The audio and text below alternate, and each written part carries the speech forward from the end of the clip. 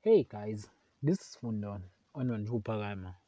Tonight on Uzalo, Lily apprehends Mrs. Madlala kidnappers and hope they will lead him to the bigger syndicate operating in KZN.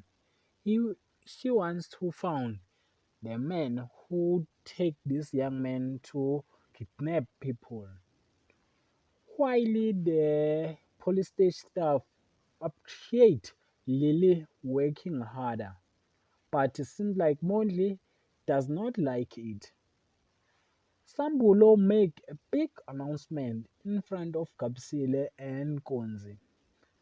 He proposed Nosipho in front of Kapsile and Konzi, and it seems like Konzi got surprised and disappointed when he see his son proposing the lady he does not like.